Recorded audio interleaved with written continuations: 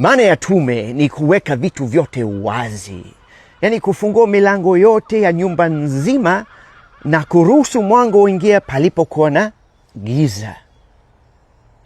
Sasa tume hii haijafanya hivi kabisa. Sana yani kitu kilichoharibu ni pale iposemwa yani ripoti ni ya rais tu, yani isisomwe na mtu mwingine, isikaguliwe na wataalamu wengine. Kwa sababu gani? Ina siri gani imefichwa ndani? Yani hakuna kitu nachotaka kama amani, unaona. Na Mheshimiwa Rais akaongea vizuri sana, alisema amani ni rahisi kubomoka lakini ni ngumu kurejea, na ametumia neno tunu amani, na hakuna nachotaka kuona Tanzania imerudi katika hali ya zamani, hali ya amani, unaona. Lakini kwa muundo huu ni ngumu sana, manake tumeona kwamba lawama huku, hakuna hata kukiri kosa. Tulikuwa tunasubiri kwa hamu sana kusikia kuhusu maaskari walivyozidi madaraka yao. Maanake kitu kilichoshangaza dunia nzima ni ukatili wa maaskari.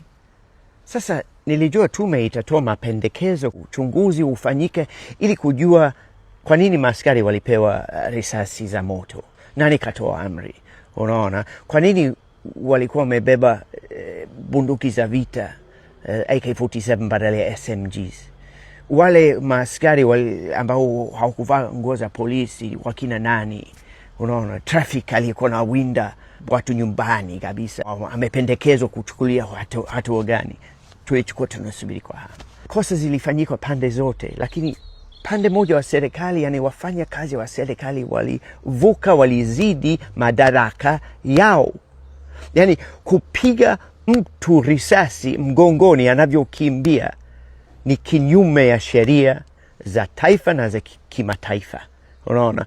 Kupiga watu walivyozimia na kuendelea kuwapiga ni kinyume ya sheria. Sasa tulikuwa tunasubiri yani kwa hamu sana, yani tume itoe mapendekezo kwamba maaskari wachunguliwe. Mnaweza kulazimisha maridhiano au kununua maridhiano, lakini kwenye mioyo ya watu hamtaweza hata siku moja, kama mnaendelea na muundo huu wa kutokubali kosa.